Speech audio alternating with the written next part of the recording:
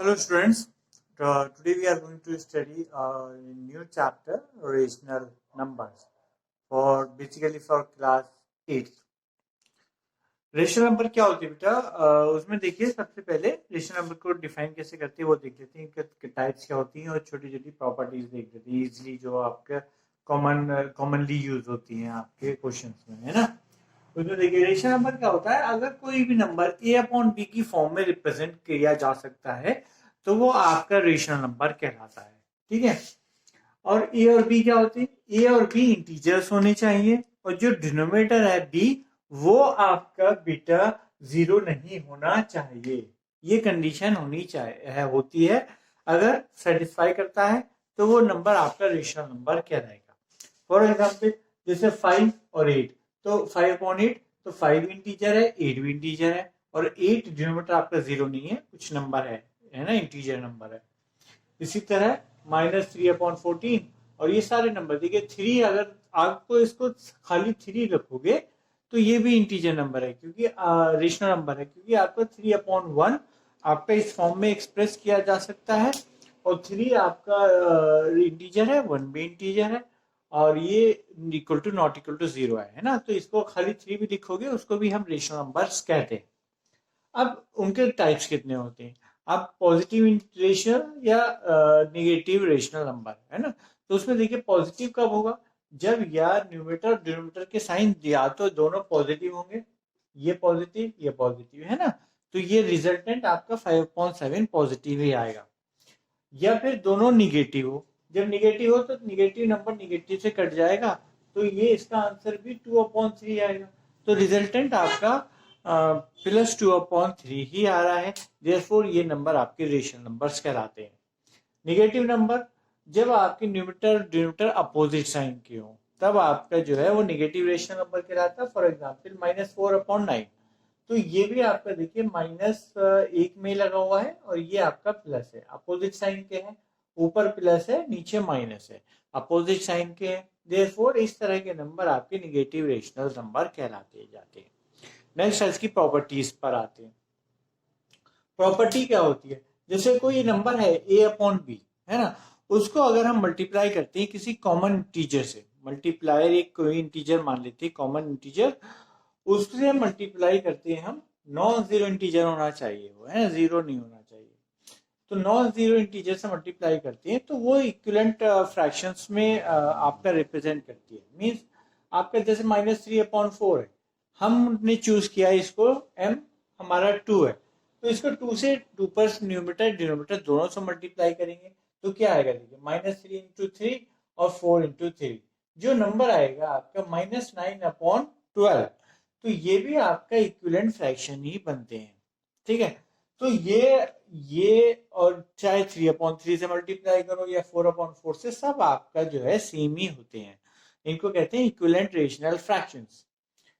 Similarly property 2 में क्या देखेंगे? प्रॉपर्टी 2 में आप बेटा ये देखिए कि आपका जो a/b अगर कोई रेशनल नंबर है और m आपका कॉमन डिवाइजर है, पहली प्रॉपर्टी में मल्टीप्लाई आप कॉमन इंटीजर से कर दीजिए और सेकंड में डिवाइड भी अगर आप कॉमन इंटीजर से करते हो, कॉमन डिवाइजर से, तब भी आपका जो है वो जो रिजल्टेंट आते हैं वो भी आपके जो है इक्विवेलेंट फ्रैक्शंस होंगे। बस इसका इनवर्स प्रॉपर्टी है। जैसे आपका -32/40 है, हम डिसाइड करा इसको 4 से डिवाइड करने का, तो -8/10 आ गया। तो -8/10 और -32/40 ये इक्विवेलेंट फ्रैक्शंस है। सिमिलरली हमने डिसाइड किया हमको 8 से डिवाइड करना, तो 8 से डिवाइड करा तो -4/5 आया। तो ये भी इक्विवेलेंट फ्रैक्शन, तीनों आपके इक्विवेलेंट फ्रैक्शंस है। तो इक्विवेलेंट फ्रैक्शंस निकालने का ये भी एक नए तरीके हो गए आपके पास, या तो मल्टीप्लाई कर दीजिए कॉमन नॉन जीरो इंटीजर से या फिर डिवाइड कर दीजिए कॉमन नॉन जीरो इंटीजर से। अब देखते बेटा स्टैंडर्ड फॉर्म में फिर रेशनल नंबर क्या होती है।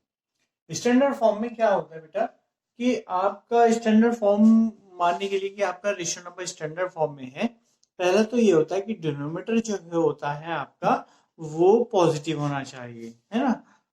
प्लस जो ए और बी आपके न्यूमरेटर और डिनोमिनेटर हैं इनमें कॉमन फैक्टर 1 के अलावा कुछ नहीं होना चाहिए। Means they should be coprime, एक वर्ड होता है coprime. A and B should be coprime. इसका मतलब आपका जो है ए और बी के बीच में में कॉमन फैक्टर कोई नहीं होना चाहिए, है ना। तो ये होता है को प्राइम वर्ड। तो इसलिए आपका जो स्टैंडर्ड फॉर्म में है, तो नो कॉमन डिवाइजर का मतलब है आपका A and B should be coprime. Coprime का मतलब एक वन के अलावा कोई कॉमन फैक्टर नहीं होना चाहिए। सेकंड, डिनोमिनेटर आपका पॉजिटिव में होना चाहिए। अब जैसे ये नंबर है 33 अपॉन माइनस 44, इसको देखिए, इसमें देखिए डिनोमिनेटर आपका माइनस में है, तो पहले इसको माइनस वाला सिस्टम इसका खत्म करेंगे। वो खत्म करने के लिए आप देखिए इसको माइनस वन दोनों से मल्टीप्लाई किया गया, तो माइनस वन मल्टीप्लाई करा तो ये -33 आ गया और नीचे आपका 44 आ गया। माइनस इंटू माइनस प्लस हो जाता है, तो ये आपका ये नंबर आ गया। अब देखिए इसको अगर फैक्टराइज करा जाए तो -33 अपॉन 44 को कैसे लिख सकते हैं, -3 इंटू 11 और 4 इंटू 11 ऐसे लिख सकते हैं, और है ना, इंटू वन ऐसे लिख सकते हैं। कंप्लीट इसको ऐसे लिखा करते हैं। तो इसमें देखिए आप कॉमन फैक्टर आपका 11 भी है 1 भी है ना। तो 1 के अलावा एक 11 कॉमन फैक्टर और आ रहा है, तो पहले इसको हटाएंगे, वो हम फैक्टर ढूंढेंगे और फिर उसको कॉमन डिवाइजर मान के इन दोनों को डिवाइड कर देंगे। तो देखिए 11 आपका आपका जो कॉमन डिवाइजर था, इसको हमने डिवाइड कर दिया 33 डिवाइडेड बाई 11, तो ये -3 आ गया और ये आपका +4 आ गया, है ना। तो ये आपका नंबर जो है स्टैंडर्ड फॉर्म में कहा जाएगा। ठीक है, नेक्स्ट आपका आता है कंपैरिजन ऑफ रेशनल नंबर कैसे करते हैं।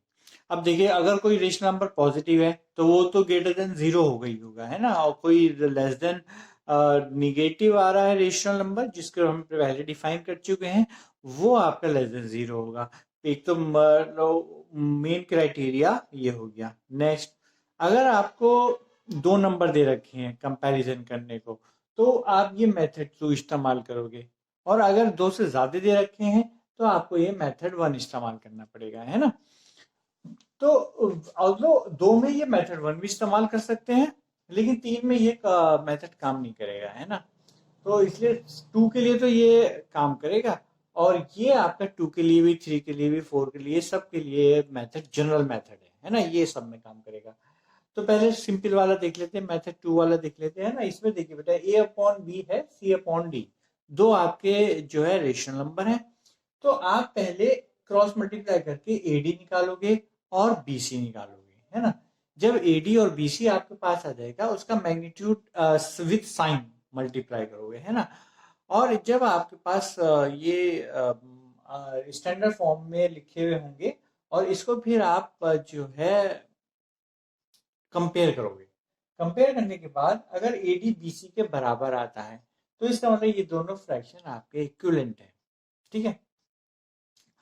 और अगर आपका AD लेस देन BC आता है, तो आपका जो है C अपॉन डी, जो आपका ये वाला है, दूसरा वाला ये बड़ा है ना। और अगर आपका AD बड़ा आता है, तो ये शुरुआत वाला ये बड़ा है, ठीक है। इस तरह से आप इसको AD और BC को कंपेयर करके अपना ये जो है इसको दो नंबर रेशनल नंबर को कंपेयर इजिली कर सकते हैं। अब ये मेथड 2 आ जाइए, है ना। फॉर एग्जाम्पल इसका एग्जाम्पल हम देते हैं अभी बेटा। देखिए बेटा इसका एग्जाम्पल देख लीजिए, जैसे -2 अपॉन 3 और -1 अपॉन 3 आपको कंपेयर करना है, तो आप -2 इंटू 3 -6, -2 इंटू 3 ये मल्टीप्लाई करोगे, ये -6 आ जाएगा, और 3 इंटू -1, 3 इंटू -1, तो ये आपका -3 आ जाएगा। अब देखिए -6 बड़ा है या -3 बड़ा है, आपको पता है निगेटिव में जो छोटा नंबर होता है वो बड़ा होता है। तो ये आपका ये नंबर बड़ा है, जब ये नंबर बड़ा है तो इस साइड वाला नंबर जो ये वाला है रेशनल नंबर, ये आपका बड़ा हो गया, ठीक है। इस तरह से हम और भी कोई एग्जाम्पल दे सकते हैं आपको।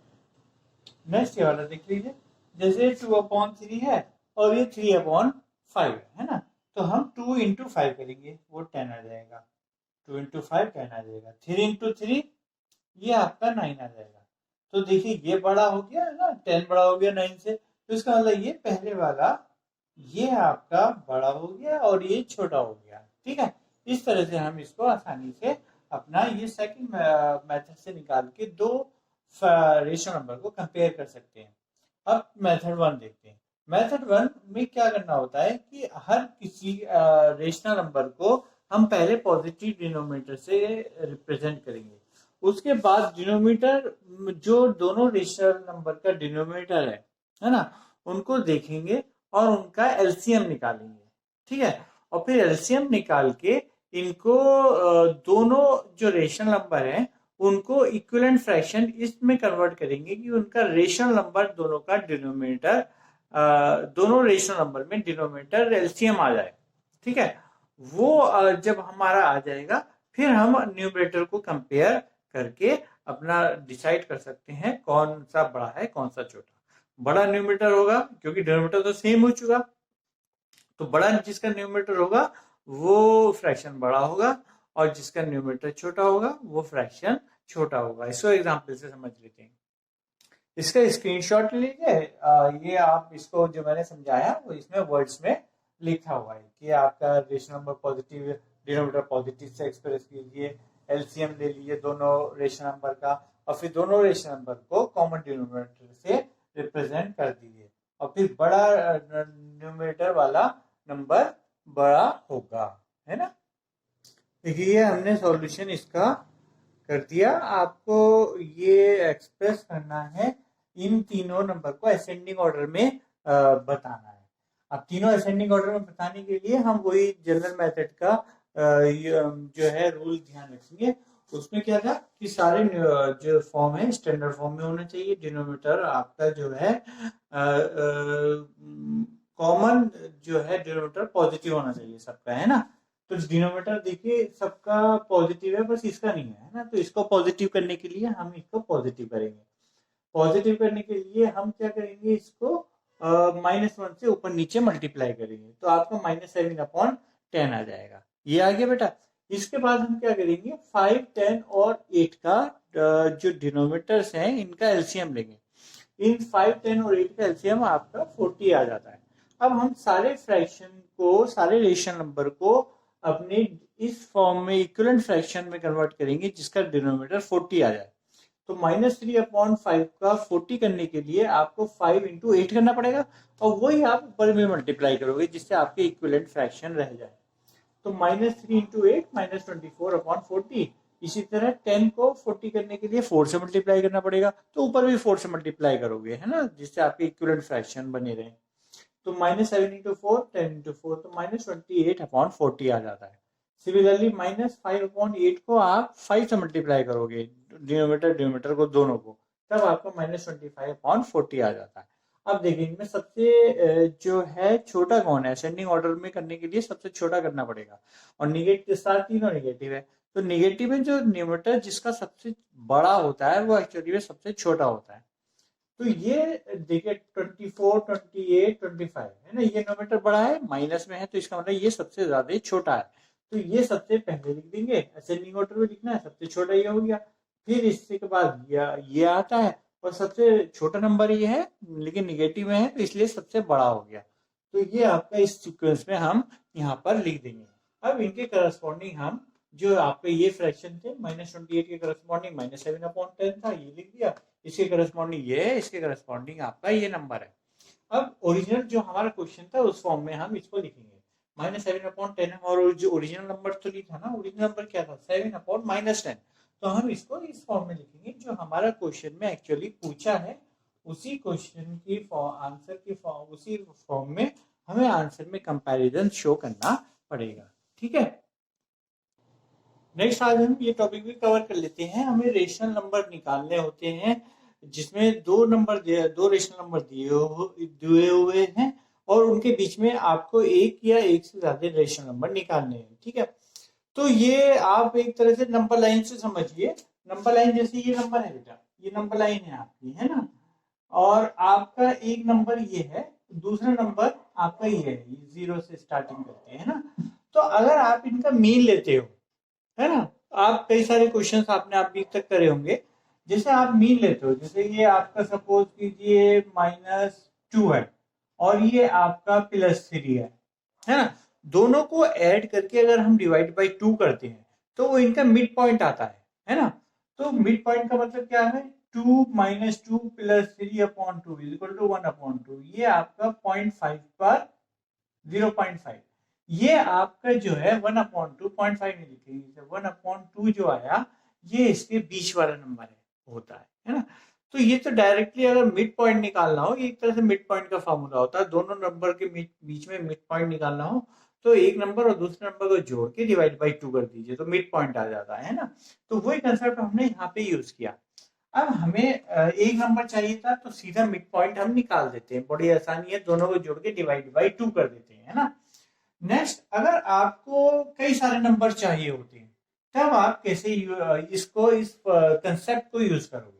अब देखिए, आपको इन दोनों नंबर के बीच में सपोज कीजिए 3 नंबर चाहिए या 4 नंबर चाहिए या 5 नंबर चाहिए, कितने भी नंबर चाहिए, तो आप जो मैं स्टेप्स बता रहा हूँ इस तरह से प्रोसीड करोगे और अपना कई सारे इसके जो है इनके बिटवीन के नंबर निकाल दोगे। वो कैसे निकालोगे बेटा, जैसे 2 और 3 के बीच में एक आपने -1/2 निकाल दिया, ठीक है। फिर हम क्या करेंगे, -2 और 1/2 के बीच में एक नंबर निकालेंगे, वो भी तो -2 और 3 के बीच में आएगा। उसको कैसे निकालेंगे, -2 + 1/2, इसको ऐड करके डिवाइड बाई 2 कर देंगे तो आपका ये नंबर आ जाएगा, है ना।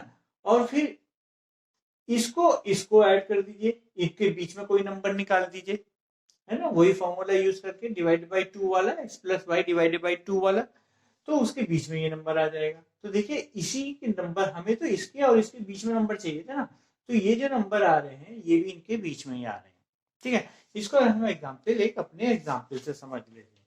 जैसे आपको 3 और 4 के बीच में आपको चाहिए, है ना, ये हमारा एग्जाम्पल है, हमें 3 और 4 के बीच में चाहिए। हमने सपोज किया ये 3 मान लिया और ये आपका 4 आ गया, है ना। इन दोनों को ऐड करा, डिवाइड बाई 2 करा, तो आपका ये आ गया आपका 7/2, एक नंबर आ गया मिड पॉइंट, ये तो एक नंबर हो गया।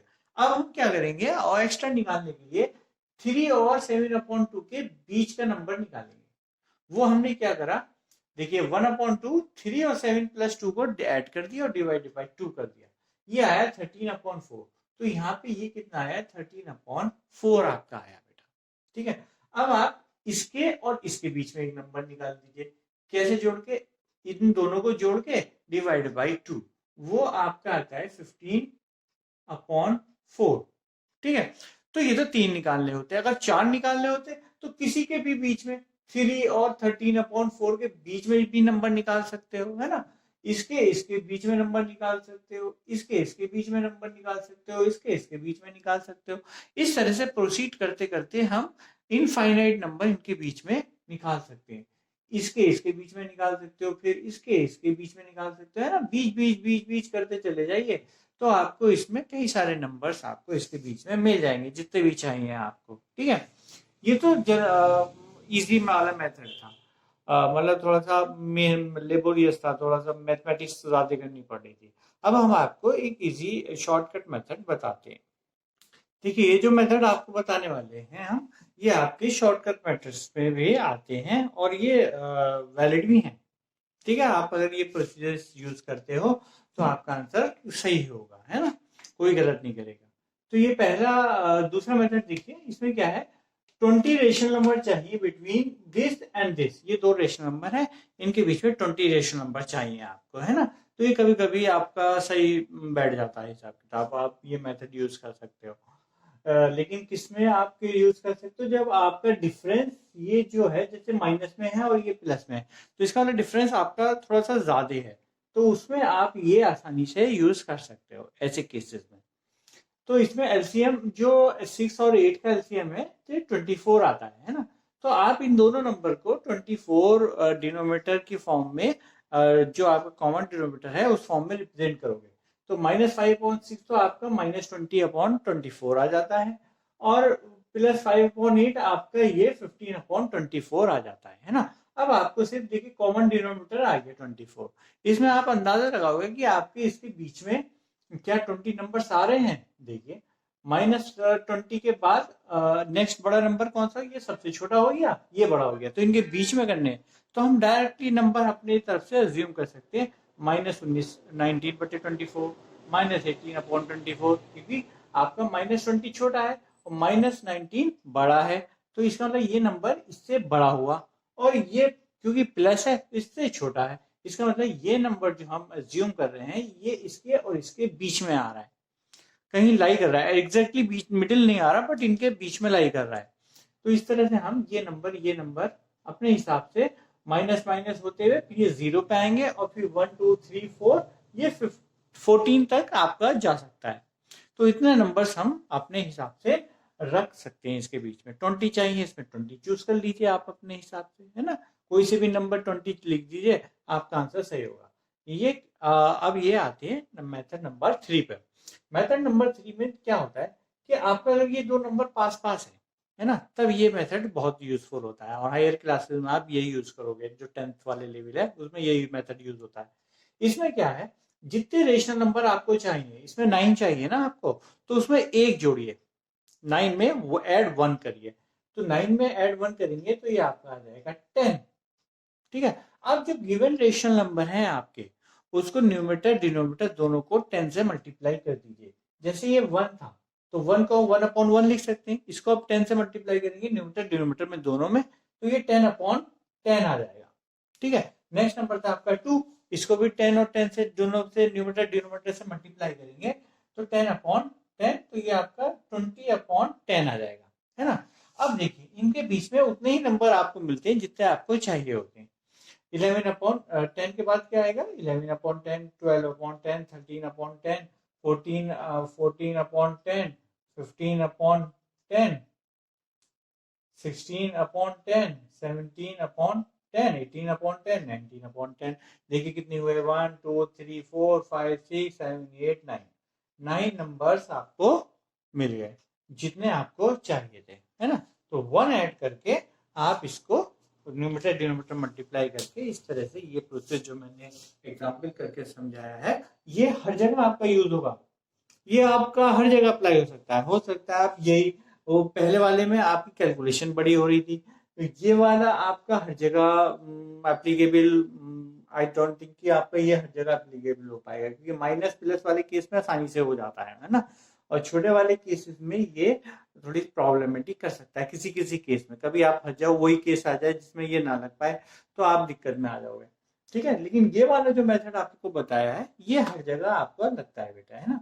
तो ये 3 मेथड से आप ये रेशनल नंबर निकाल सकते हो, any number of rational numbers between 2 rational numbers आप इन तीनों मेथड से निकाल सकते हो। ठीक है, तो ये रेशनल नंबर्स वाला हमारा टॉपिक था। नेक्स्ट हम वीडियो में देखेंगे ऑपरेशंस ऑन रेशनल नंबर, जो addition, subtraction, multiplication, division of rational numbers है, और उनकी प्रॉपर्टीज वो हम नेक्स्ट वीडियो में कवर करेंगे।